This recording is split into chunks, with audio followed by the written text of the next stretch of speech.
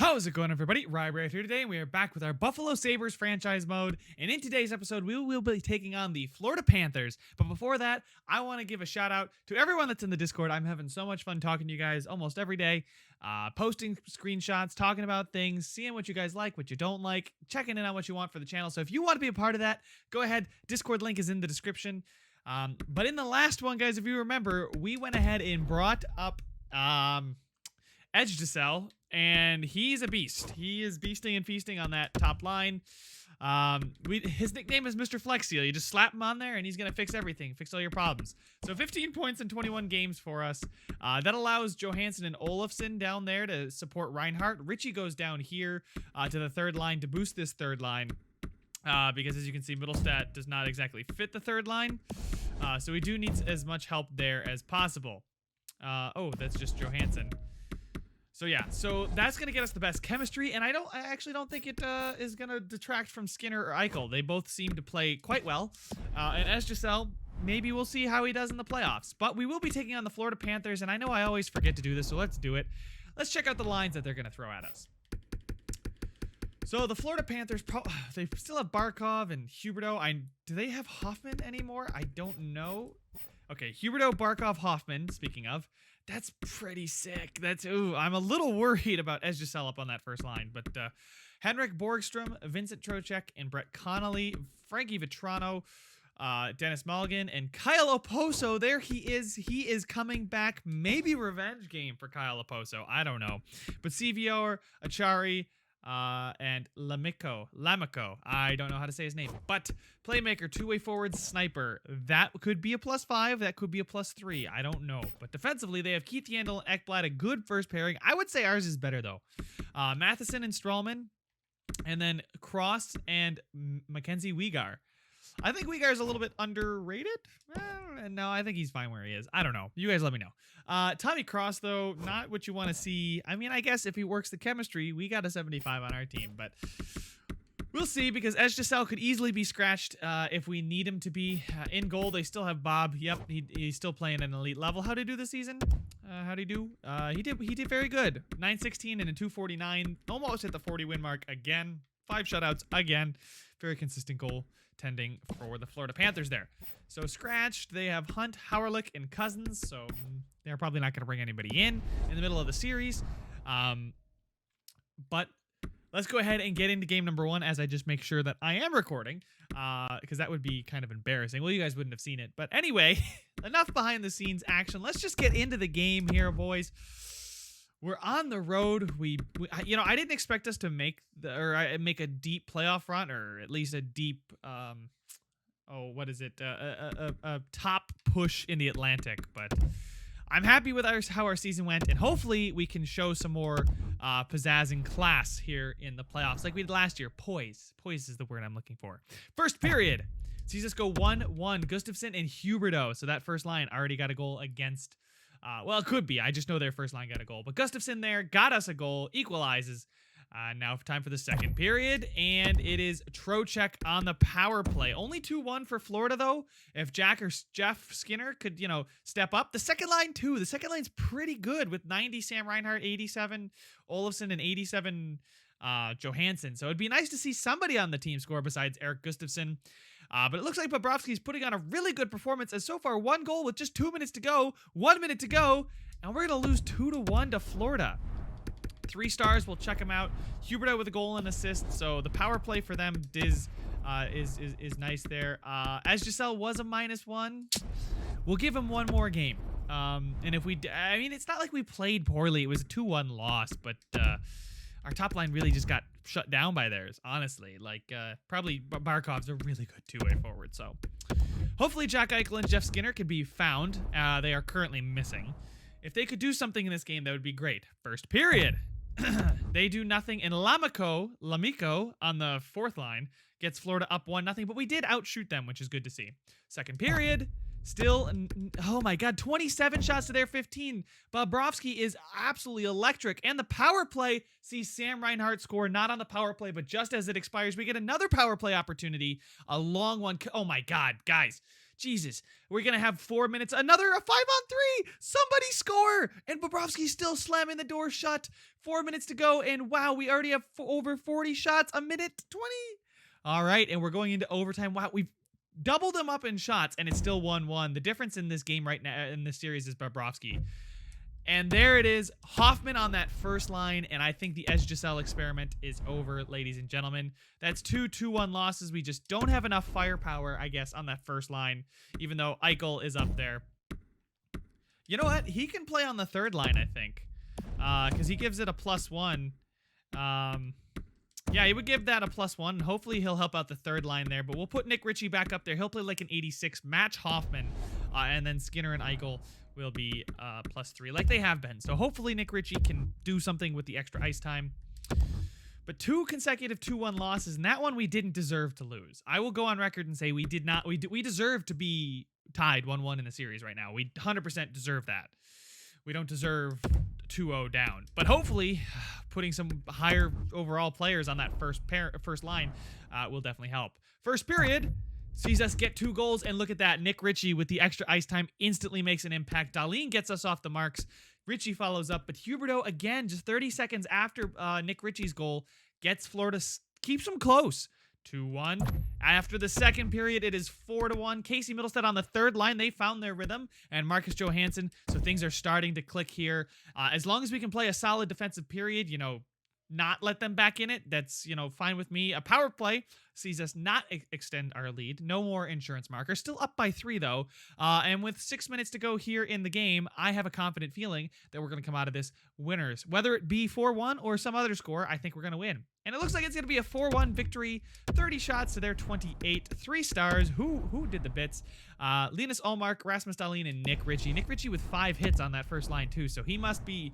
He's probably getting in the face of guys like Huberdeau, or he's nullifying Barkov maybe, or Hoffman.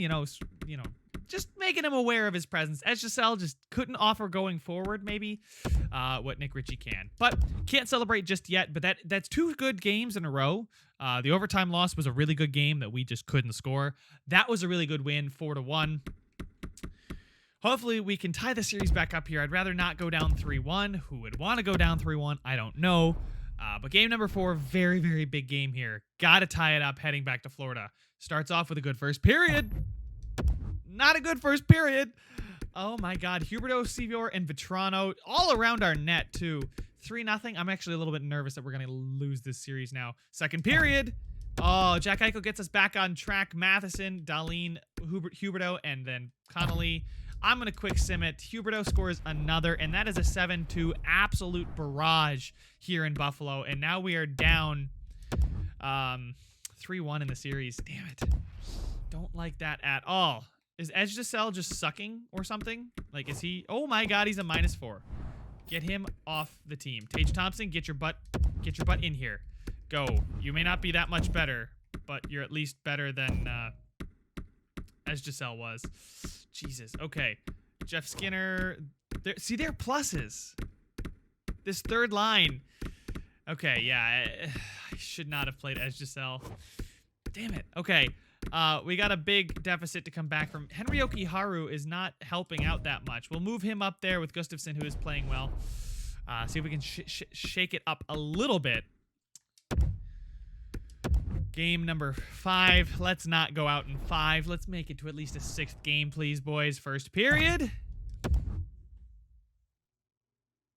We're going to go out in 5. Second period. It's closer. It's definitely closer. 5-3. Not even to care about the scores. All I care about that it's 5-3. We give them a power play. That's not going to help us come back at all. Halfway through the period here, still in Florida's favor by 2 goals. We need to cut the deficit soon. Doesn't look like we're going to do it, though. It doesn't look like we're going to come back from that deficit. We started to score, though, at the end of the series, but just kidding. That was an absolutely embarrassing series.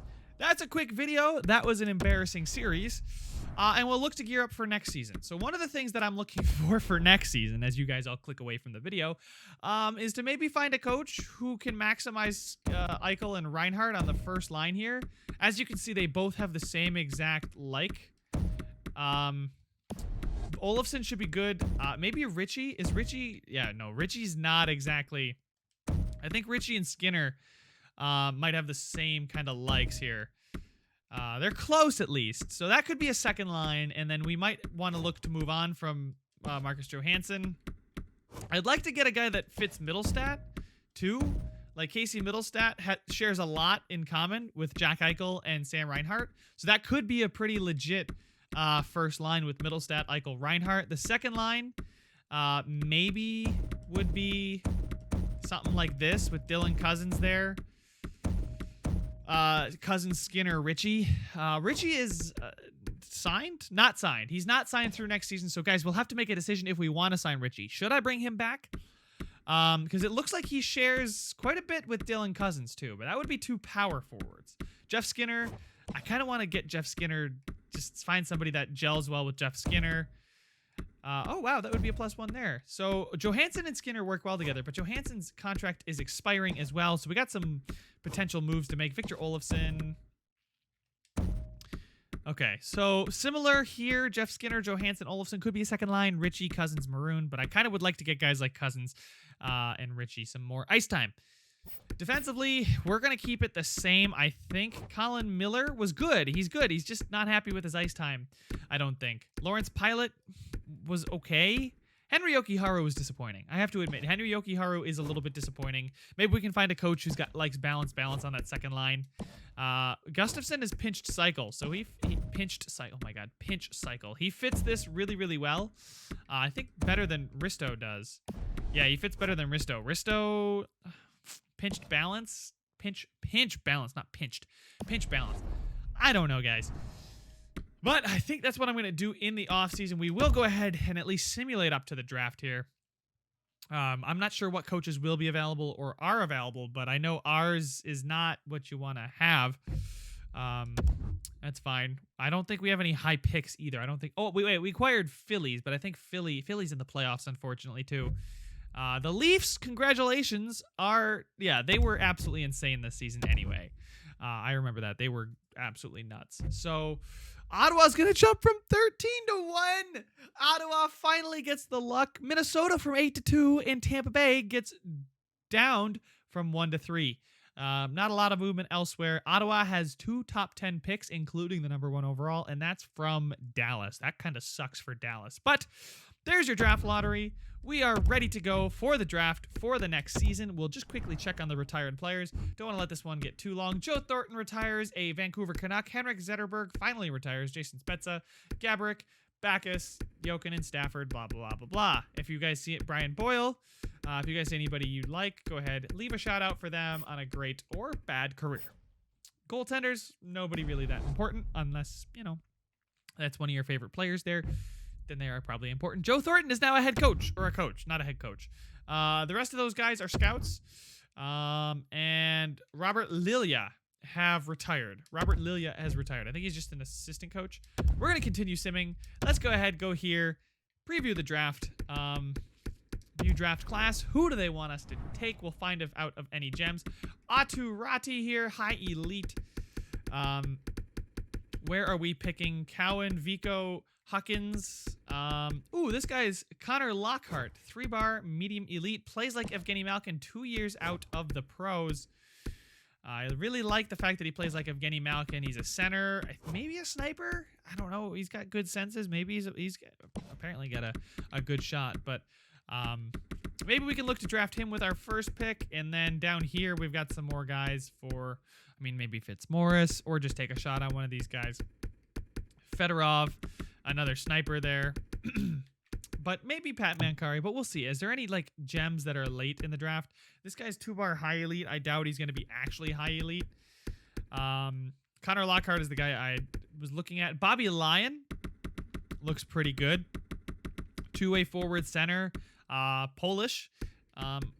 So he could be somebody to go after in the second round. This guy, that's our second round pick there. Nobody else really looks studly. Or do we have any gems? Did we uncover any gems? Yes, we did. We uncovered 1 gem. Low top 6 gem here. 3 years away from the NHL. Not exactly what I want to go for. So he may be a gem, but he's not the kind of guy I'm looking for. So those are some of the guys to target for us. That's for myself and for you to remember if you guys are watching this in a series.